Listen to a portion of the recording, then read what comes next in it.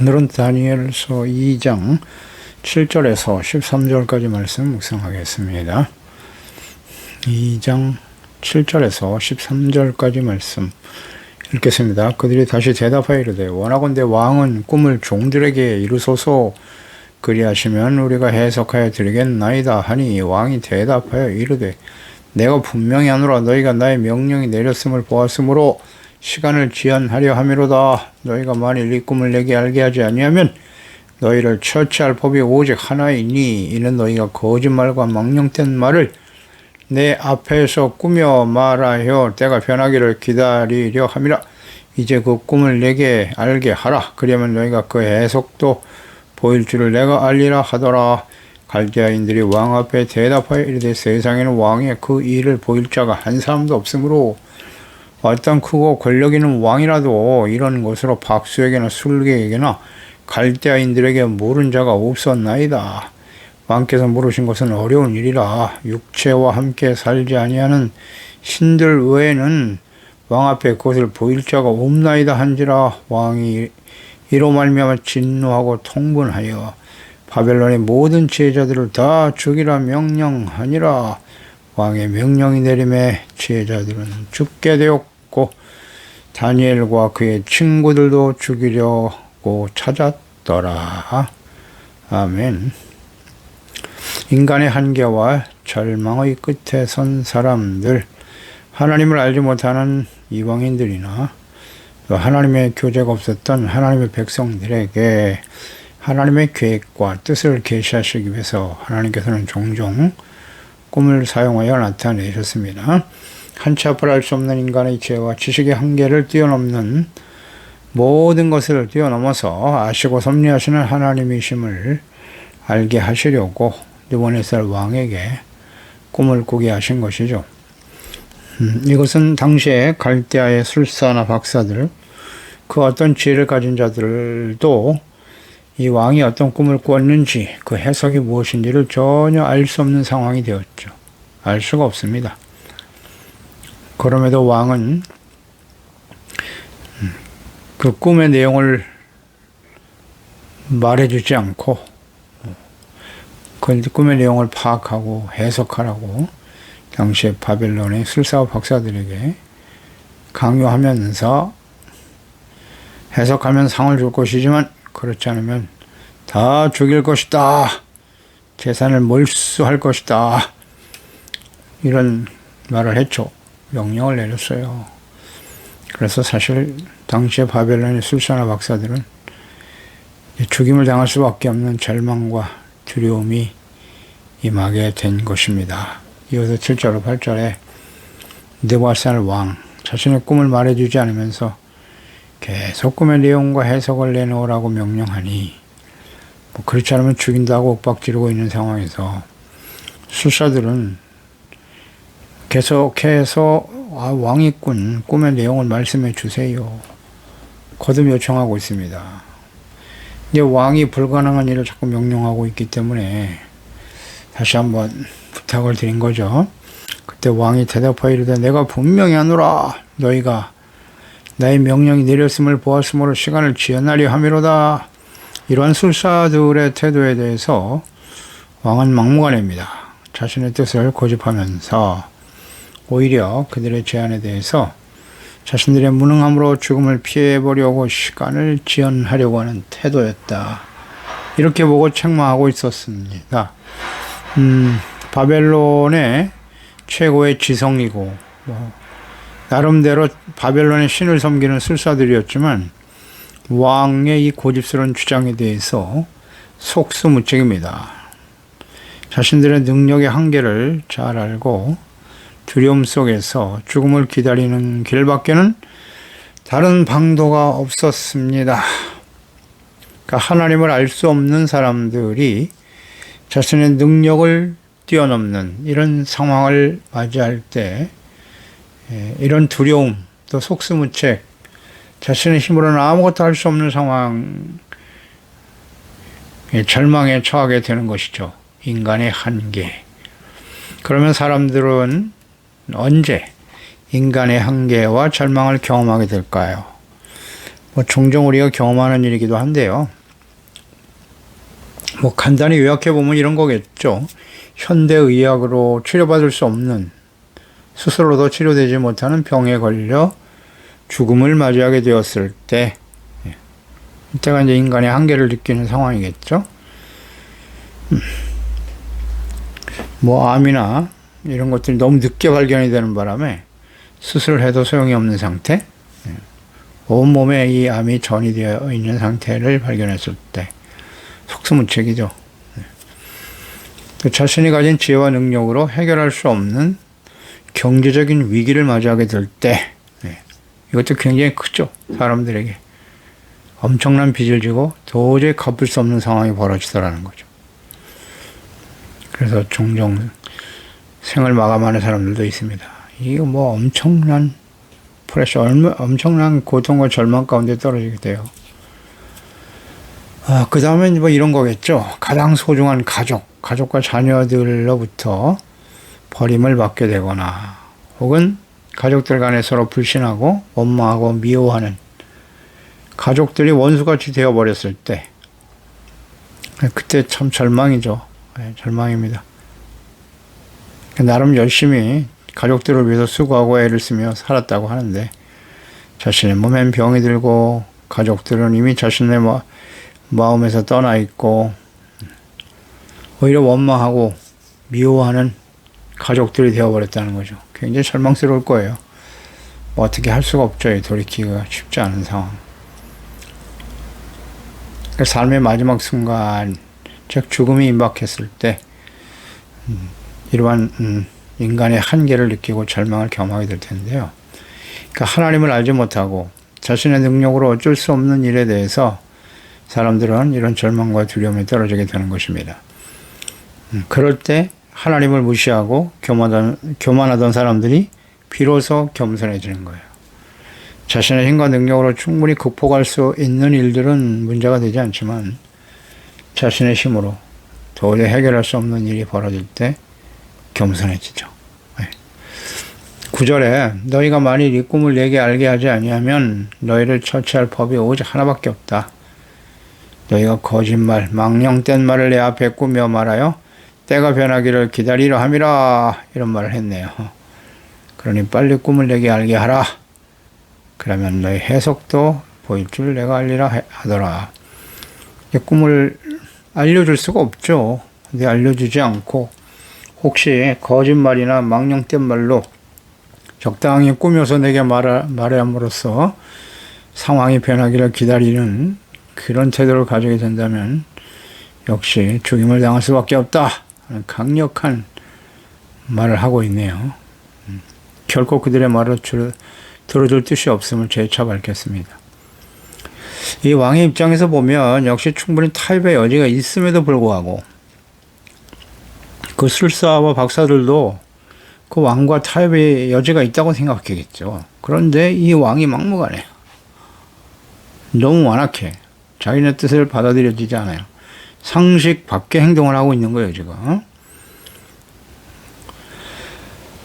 타협의 여지가 있음에도 불구하고 이 일이 하나님께서 하시는 일이기 때문에 왕의 마음이 더욱더 완악하게 되었음을 알 수 있습니다. 우리가 과거에 하나님께서 이스라엘 백성들을 출애굽하여 구원하실 때 바로의 마음을 완악하게 하셨지 않습니까? 그 10가지 재앙을 다 당하게 되는데, 이미 그 몇 가지 재앙으로 애굽이 멸망의 자리에 서게 됐을 때 상식적으로 보면 항복하고 보내줘야 하거든요. 그런데 이 바로 왕이 상식 밖의 행동을 하는 거예요. 계속해서 완악한 마음으로 이스라엘 백성들을 붙들고 있죠.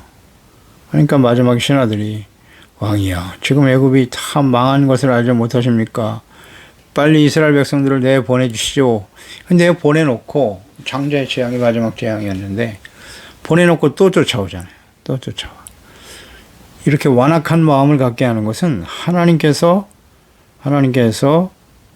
계획하신 일들을, 주님의 영광을 나타내기 위함이죠. 마지막에 애굽의 병사들이 뜻을 돌이켜서 이스라엘 백성들을 다시 붙들기 위해서 달려오지 않습니까? 그때 하나님께서 이스라엘 백성들이 준태양난이죠. 뒤에서는 애국 병사들이 공격해오고 앞에는 홍해로 가로막히고 이런 상황을 만나게 하시는 거죠. 그들의 마음을 완악하게 해서. 그러면서 홍해를 갈라 이스라엘 백성들을 구원하시는 하나님의 능력과 영광을 보게 하시는 거죠. 이런 것들이 이제 하나님의 계획과 뜻임을 우리는 잘 알아야만 하는 것이에요. 그래서 지금 하나님께서는 느부갓네살 왕의 마음을 이렇게 완악하고 강팍하게 하시는 거예요. 분명 태배 여지가 있거든요. 근데 끝까지 꿈의 내용을 말하지 않아요. 말하지 않습니다. 물론 얘기해줘도 알 수가 없었을 텐데, 알 수 없었을 텐데 말이죠. 완악하게 하셨더라. 이건 뭐 하나님이 하신 일이고요. 이제 그런 상황 속에서 술사와 뭐 점쟁이, 박사들, 신하들은 더욱더 깊은 절망과 두려움에 떨어지게 된 것입니다. 그래서 10절에 갈대아인들이 왕 앞에 대답하여 이르되 세상에는 왕의 그 일을 보일 자가 한 사람도 없습니다. 어떤 그 권력 있는 왕이라도 이런 것으로 박수에게나 술객에게나 갈대아인들에게 물을 자가 없나이다. 왕께서 물으신 것은 어려운 일입니다. 어려운 게 아니라 불가능한 일이죠. 이 갈대아인들은 왕 앞에서 왕의 요구를 불가능한 것으로 세상에는 그 일을 보일 자가 아무도 없습니다. 라고 주장하면서 지금까지 어떤 권력자도 이렇게 무리하게 박수나 술객들에게 무리한 요구와 질문을 한 일이 없다는 거죠. 어찌하여 이런 도저히 감당할 수 없는 일을 우리에게 명하십니까? 라고 호소하는 거죠. 박수들. 그 당시에 바벨론 신을 섬기는 사람들이라고 봐야죠. 우상의 혹은 바벨론 신의 제사장들과 같은 사람들. 왕 옆에서 예언을 하기도 하고 꿈을 해석하기도 하고 지혜로운 상담도 해주는 그런 사람들이었을 텐데 그 왕의 정책과 치리에 영향을 끼쳤던 좋은 자들이었을 텐데 말이죠. 그들을 다 죽여버리겠다고 윽박지르고 있네요. 그래서 그들은 자신이 결코 실력이 없거나 거짓을 말하는 자리가 아니라 어떤 역대 권력자들도 왕들도 이러한 무리한 요구를 한 기록이 없다. 이건 너무 무리한 요구다. 적절하지 않다라고 주장을 하고 있는 겁니다. 그러니까 왕이 어떤 꿈을 꾸었는지 듣지도 않고 알아내고 해석하는 일, 그건 사람으로서는 할 수 없다. 이렇게 주장을 하게 되고요. 이것은 육체와 함께 살지 않은 신들 외에는 그 앞에 보일 자가 없다. 이런 고백을 하게 되네요. 그러니까 신들만, 사람이 아닌 신들만이 할 수 있는 일이다. 우린 신이 아니다. 이렇게 주장하고 있는 거잖아요. 그런데 한편 생각해보면 바벨론의 신들을 섬기는 술사들이라면 일반적인 사람과는 달라야죠. 신들을 섬기는 자들이기 때문에 그 신들로부터 특별한 지혜, 통찰력, 무슨 예언적 능력 이런 것을 알아내어 왕에게 전해줄 수 있어야 하는 것이잖아요. 그러니까 왕은 당연히 그렇게 생각했던 겁니다. 너희가 우리 바벨론의 신들을 섬기는 자들이 아니냐. 그러면 너희들이 아니라 그 신들을 통해서 얻는 지혜가 있을 것 아니냐. 그들에게 기도하고 제사를 드려서 뜻을 깨달아 알 수 있도록 가라. 그런 의미였겠죠. 분명 일반 사람들하고는 달라야죠. 신의 대리자들인데. 이렇게 생각했던 거예요. 느부갓네살 왕의 입장에서는. 그래서 무슨 점쟁이들, 무당들 보면은 실제적으로 사탄의 영을 받은 사람들이 다 점쟁이나 무당, 이게 사탄의 종들이거든요. 사탄의 영매들이라고 하잖아요. 거짓 영인 사탄의 영을 받은 사람들이라고 봐야 돼요. 그래서 그 영향을 받아서 사람들의 생사화복, 이런 일들에 대해, 장래 일들에 대해서 알기도 해요. 과거에 있었던 일을 알아맞히기도 하고요. 미래에 대해서 예언하기도 하고 가르쳐 주기도 한단 말이에요. 영이니까. 알 수 있는 그 지혜와 지식은 한계가 있죠. 하나님의 영인 사탄의 영들은. 그래서 과거에 이런 행동을 해온 자들이기 때문에 바벨론 왕은 마땅히 자신의 꿈을 알아낼 수도 있다고 생각했을 것이고, 또 술사들도 자신들의 신들에게 기도하면서 아마 최선을 다했을 거예요. 그렇지 않으면 죽인다고 하니까. 근데 아무리 기도를 해도 자신들이 섬겼던 그 신들이 가르쳐 주질 않는 거예요. 할 수가 없겠죠. 이게 하나님께서 하신 일이기 때문에. 이런 과정을 우리가 생각해 봐요. 뭐 오늘날도 점쟁이 무당들, 마귀의 영을 받은 사탄의 영에 감동된 이런 사람들이 아직도 있죠. 사탄이 그때도 있고 지금도 있으니까. 예수님이 재림하셔서 무적행 속에 집어넣을 때까지는 그 활동이 허용되어진 거죠. 그러니까 이 마귀역 귀신들의 역사도요, 하나님께서 허용하시지 않으면 활동할 수가 없어요. 자, 하나님께서 정하신 한계를 벗어나서는 절대 활동할 수 없다는 거. 이거 우리는 성경을 통해서 깨닫게 되죠. 욥기서에 보면 1장 8절 이하에 하나님께서 당대 의인이었던 욥을 굉장히 칭찬하십니다. 여호와께서 사탄에게 이르시되 내가 내 종 욥을 주의하여 보았느냐. 그와 같이 온전하고 정직하여 하나님을 경외하며 악에서 떠난 사람은 세상에 없느니라. 굉장히 자랑스럽게 말씀하시죠. 그럴 때 사탄이 여호와께 대답하여 이르되 욥이 어찌 까닭없이 하나님을 경외하리이까. 주께서 그와 그의 집과 그의 모든 소유물을 울타리로 두르심 때문이 아닙니까? 모든 걸 잘되게 해주니까 가족들도 축복해 주시고 그의 모든 삶을 풍성하게 지켜주시니까, 그의 손으로 하는 바를 복되게 하사 그의 소유물이 땅에 넘치게 하셨으니까 하나님을 잘 경외하는 거죠. 이제 주의 손을 펴서 그의 모든 소유물을 치소서. 그리하시면 틀림없이 주를 향하여 욕하지 않겠나이까. 여호와께서 사탄에게 이르되 내가 그의 소유물을 다 내 손에 맡기노라. 다만 그의 몸에는 내 손을 대지 말지니라. 사탄이 곧 여호와 앞에서 물러가니라. 네. 이것은 이제 하나님께서 욥이 너무 정직하고 하나님을 경외하는 의인이었기 때문에 굉장히 자랑스럽게 생각하셨는데, 사탄은 그렇게 말하지 않죠. 사탄은 언제나 이렇게 참소하는 자예요. 하나님이 모든 걸 다 건강도 주시고 복도 주시고 풍성하게 지켜주시니까 하나님을 경외하는 거지, 그거 다 빼앗아가 보세요. 아마 하나님을 욕하고 떠날걸요. 그러니까 하나님은 그걸 확인해 보고 싶으셨던 거죠. 그래서 사탄에게 활동을 허용하시되 제한을 두셨어요. 내 손을, 그의 목숨, 그의 몸에는 손대지 말라고. 그러니까 즉시 가서 자녀들이 죽고 모든 재물은 다 빼앗기고 그런 상황을 직접 만들죠. 몸에는 손을 대지 않았다. 그때 이제 욥은 오히려 하나님 앞에 감사와 찬양과 영광을 돌리지 않습니까? 나에게 주신 이도 하나님이시오, 다시 가져가시는 분도 하나님이시오니 하나님이여 찬양을 받으시옵소서. 놀라운 일이죠. 근데 한 번 더 사탄은 또 시험을 요구하잖아요. 몸이 건강하니까 그렇죠. 몸을 쳐보세요. 건강을 쳐보세요. 그러면 하나님을 욕하고 떠날 겁니다. 이렇게 하나님께서 사탄의 역사를 제한적으로 허용하시는 경우가 있어요. 은하프로 해봐. 우리의 믿음을 테스트하시기 위해서. 어렵지 않아요. 마귀는 땐따시온이죠. 어떻게든지 하나님을 욕하고 비방하고 의심하고 그래서 하나님께 등을 돌리고 떠나도록 하는 거예요. 그게 사탄이 하는 일이고, 하나님께서는 보로해봐. 그래, 그의 믿음이 얼마나 놀라운 것인가를 사탄 내 앞에서 혹은 모든 사람들 앞에 증명하기를 원하노라. 그것이 하나님의 뜻이란 말이에요. 어렵지 않거든요. 그래서 그 어려움이 다가왔을 때는 이것이 은하프로에바구나. 언제나 은하프로에바. 하나님이 나를 믿음을 테스트하시는 거군. 아브라함은 그걸 알았잖아요. 하나님이 은하프로에바 하신다는 분이심을 절대적으로 알고 있었어요. 하나님께 대한 절대적인 신뢰죠. 모든 것이 잘 될 때 하나님께 감사하고 찬양하고, 내 뜻대로 안 되면 하나님을 욕하고 원망하고 비난합니까? 그건 하나님을 경외하는 태도가 아니죠. 모든 어떤 일을 만나도 하나님께 대한 절대적인 신뢰와 이것은 나를 온전케 하시는 하나님의 뜻이구나.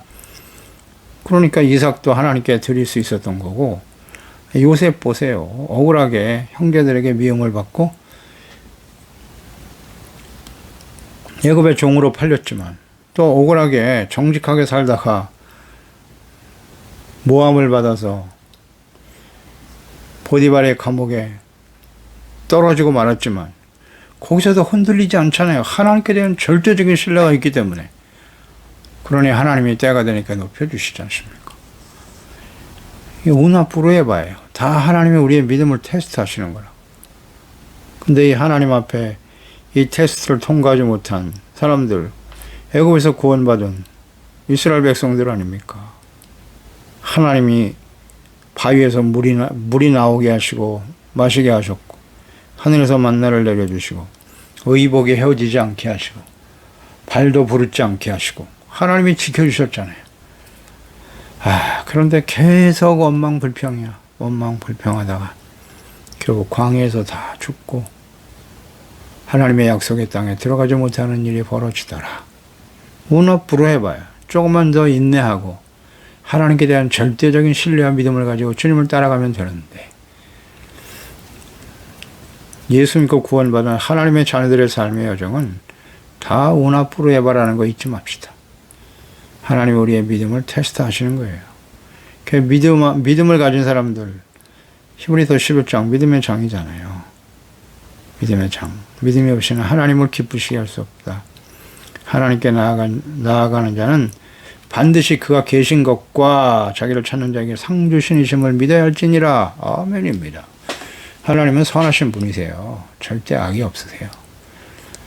모든 것이 합력하여 선이 되게 하시는 분이 하나님이시도다. 예. 하나님께 감사와 찬양을 드려야죠. 하나님이 제안하시고 붙들고 계신다는 걸 믿어야 돼요. 이 술사들의 고백은 자신들이 섬기는 신과 우상들로는 해결할 수 없는 문제다 라는 걸 인식한 거고, 사람들이 만들어낸 우상이나 신이 아닌 영이신 하나님만이 할 수 있는 일이다 라는 걸 인정하게 된 거예요. 이것은 어떤 의미냐면 느부갓네살 왕의 명령대로 그의 꿈을 알아내고 해석할 수 있는 사람이 있다면 그는 진정 사람이 아니라는 거죠. 참 신의 감동을 받은 자이거나 그것을 알게 하시는 신이 진정 신들 중의 신이고 참된 신임을 인정할 수밖에 없게 된다는 뜻이에요. 그래서 하나님이 이런 상황을 만드시는 거죠. 그래서 우리는 예수 믿고 구원받은, 예수 그리스도 안에서 구원받은 하나님의 자녀가 된 저희들, 이제 우리는 하나님을 알죠? 하나님의 말씀과 뜻을 통해서 성령으로 거듭난 하나님의 자녀들은, 성령으로 감동된 하나님의 자녀들은 성경을 통해서 우리는 살아계신 하나님을 만나게 되잖아요. 인격적으로 살아계신 하나님을 만나게 되죠. 성경, 하나님의 말씀. 그리고 그 말씀을 묵상하다 보면 하나님의 어떠한 속성을 가지신 분이신지, 어떠한 뜻을 갖고 계신지, 그분이 과거 역사 속에 어떠한 말씀을 하셨고 그 말씀이 어떻게 성취되어 왔는가, 예수 그리스도가 바로 하나님의 구원의 언약의 성취라는 사실도 알게 되고요. 그 예수님이 하신 모든 말씀은 진리이며 그 예수님이 다시 오실 것과 그 이후에 하나님이 계시해 놓으신 요한계시록의 심판들이 어떻게 성취될 것인가 하는 것을 우리는 다 알게 되잖아요. 사람이 죽은 후에는 심판이 있다는 사실도 알게 되고, 끝이 아니라 영원한 형벌에 처하든지, 둘째 사망이죠. 영원한 하나님의 나라에서 하나님과 함께 영생을 누리며 살게 될 것인지, 둘 중에 하나죠. 이렇게 복잡하지 않아요. 이제 이 모든 것을 우리는 알게 되었잖아요. 깨닫게 하셨어요. 성령께서. 그리고 확신을 갖고 있죠. 믿음을 갖게 되었잖아요. 그러니까 하나님이 없는 세상 사람들의 지식과 사상과 철학, 이 주장, 이것으로는 도저히 이해할 수 없는 겁니다. 하나님의 존재 자체를 인정할 수도 없고, 사람이 죽은 이후에 되어질 이 모든 상황들에 대해서 앞으로 장차 역사 속에 진행될 이러한 일들에 대해서 이해가 안 돼요. 믿을 수도 없단 말이죠. 그러면 우리는 이 모든 것을 알고 깨달은 자들 아니겠습니까? 지금 모든 사람들은 이제 하나님의 심판이 시작될 때, 혹은 개인적으로 이런 절망과 인간의 한계를 뛰어넘는 시련과 어려움들이 다가올 때 절망할 수밖에 없을 거예요. 두려움 속에 사로잡히게 될 텐데, 이런 일들을 경험하잖아요, 실제로. 그렇게 되었을 때 우리는, 하나님의 자녀들은 하나님이 어떤 분이신지, 예수 그리스도 안에서 우리가 어떠한 놀라운 은혜와 생명과 구원을 얻을 수 있는지를 아는 사람이기 때문에 이런 세상 사람들이 가지고 있는 지식과 그들의 사상, 철학에 동화되어 세속화될 것이 아니라 두려움 속에 떨어지는 거예요. 그거는 의지와 두려움 속에서 떨어지게 되는 거예요. 두려움 속에 살아갈 수밖에 없는데 어찌 우리가 그들과 동화될 수 있겠어요? 절대 동화될 세속화 되어서는 안 되는 거예요. 우리는 오히려 사람들에게 역사의 주인이시고 전능하신 하나님과 참된 진리가 되시는 예수 그리스도의 복음을 전파해야죠. 이 길이 생명의 길이고 구원의 길이라는 사실을 증거하는 종들이 되어야 하는 것입니다. 12절에 왕이 이로 말미암아 진노하고 통분하여 바벨론의 모든 지혜자들을 다 죽이라 명령했고요. 드디어 이제 왕이 더 이상 참을 수 없다는 얘기예요. 다 죽여라. 그래 왕의 명령이 내려지니까 지혜자들은 다 죽게 되었고 정말 다른 여지가 없네요. 그 일로 인해서 다니엘과 그의 친구들도 죽이려고 찾았더라. 이런 상황까지 오게 됐죠. 자신을 무리하고 실현 불가능한 일을 요구하는 폭군으로 매도했잖아요. 그러니까 술사와 갈대인들을 해서 통분했다. 분노를 느낀 느부갓네살 왕이 다 죽여라 그랬어요. 모든 지혜자를 다 죽여라. 이제 갈대의 모든 지혜자들은 붙잡혀 죽게 되었고 바벨론 갈대아 사람들만이 아니라 왕의 측근으로 일했던 다니엘과 친구들도 죽게 되었더라. 똑같이 위기와 두려움 상황, 죽음의 사망에 처하게 되었네요. 그러니까 바벨론의 지혜자들은 절망과 사망과 멸망 앞에 속수무책이죠. 그러니까 하나님을 알지 못하는 사람들은 이런 시련이 다가오면 속수무책이에요. 대책이 없어 그냥 당할 수밖에 없죠. 그러나 하나님의 영에 감동되고 기도하며 하나님과 교제하는 하나님의 사람 다니엘과 친구들은 왕을 비롯해 모든 지혜자들이 다 주목하는 가운데 하나님께서 모든 신들의 뛰어난 분이시며 전지전능하신 참 하나님이심을 증거하는 기회가 되었다는 거죠. 위기가 기회가 되는 거예요. 이 부분 잘 묵상해야 돼요. 세상 사람들은 위기를 기회로 만들어서 자신에게 유익을 얻고 좀 더 나은 삶을 추구하려고 하는 그런 기회로 삼으려고 하지만 우리 그리스도인들은 그런 위기를 그런 기회로 만들어내면 안 돼요.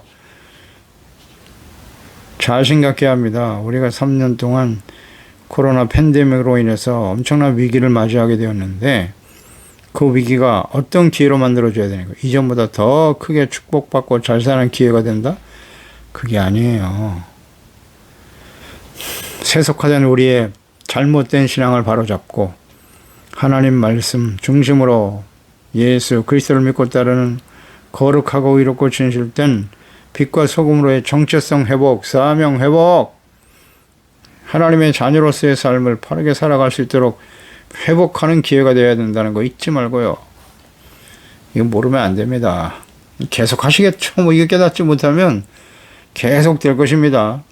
계속 될 거예요. 그리고 우리가 하나님의 말씀과 뜻을 잘 알고 있죠. 예수님의 재림, 마지막 심판과 연결되어 있어요. 세상 사람들이 인정하든 인정하지 않던 요한계시록의 예언의 말씀은 이 땅에 이루어질 거예요. 이루어질 겁니다. 그래서 가면 갈수록 세상은 더욱더 노아의 때와 같다고 그랬으니까 모든 사람들의 생각과 계획이 악할 수밖에 없다는 거죠. 악이 창궐한 시대가 될 거예요. 그리고 많은 그리스도인들이 거기에 영향을 받고 휩쓸려 가겠죠. 세속화의 물결이 아니에요. 쓰나미죠. 이게 쓰나미급이에요. 세속화 심각합니다. 오늘날 교회와 그리스도인들이 엄청난 영향을 받고 있죠. 쓸려가고 있어요. 그냥 이때 우리는 어떤 사람이 되어야 할 것인가를 잘 생각하고 이 다니엘과 그 친구들처럼 말이죠. 목숨 걸고 거룩함을 지키잖아요. 하나님의 자녀답게 살아야 될 것이다. 경건함, 거룩함, 그리고 주님 오실 그날을 위해서 의롭고 착하고 진실된 빛의 열매를 맺으며 빛의 자녀로 살아가기로 결단하고 성령님의 인도하심을 따르는 깨어있는 종들이 되어야 할 것입니다. 기도하겠습니다. 하나님 아버지, 오늘도 주의 말씀을 묵상합니다. 하나님께서 자신의 계획과 뜻을 이루기 위해서 바벨론 왕 느부갓네살에게 꿈을 꾸게 하시고 그 꿈의 내용을 말해주지 않으면서 해석까지 요구하는 무리한 요구에 당시의 바벨론 갈대아의 술사들과 지혜자들은 모두 다 절망과 두려움 속에 떨어질 수밖에 없었어요. 인간의 지혜와 지식으로 어찌 하나님의 뜻과 계획을 알 수 있겠나이까. 그러나 하나님의 영에 감동된 다니엘과 또 그의 친구들 똑같이 죽게 되었더라 위기와 시련이 찾아왔지만 하나님의 사람인 그들에게는 오히려 하나님의 영광을 나타내는 기회가 되더라. 그렇습니다. 우리의 인생 속에 여러 가지 많은 인간의 한계에 부딪히고 절망과 좌절에 처할 수밖에 없는 일들이 끊임없이 벌어지는데, 그러나 예수 그리스도로 말미암아 구원받고 성령으로 거듭난 하나님의 자녀들, 늘 하나님과 그 말씀 안에서 하나님과 교제하고 하나님의 뜻을 바르게 알고 있는 우리 하나님의 자녀들은 세속화의 물결에 끌려다닐 것이 아니라, 영향을 받아 두려움 속에 떨고 살아가는 인생들이 아니라 예수 그리스도 안에 있는 하나님의 생명과 구원의 이 복된 소식을 전파하고 증거하는 일에 쓰임받는 저희들이 되어야 할 것입니다. 우리 소중한 지체와 가족들, 자녀들, 이 마지막 때를 살아가는 저희들이오니 하나님께서 성령으로 감동하여 주사 늘 말씀과 기도로 깨어있게 하시고 하나님의 뜻을 바르게 깨달아 삶에 실천하고 거룩한 삶의 모습을 통해서 주의 영광을 나타내는 우리 모든 지체들이 될 수 있도록 도와주세요. 예수님의 이름으로 기도드리옵나이다. 아멘.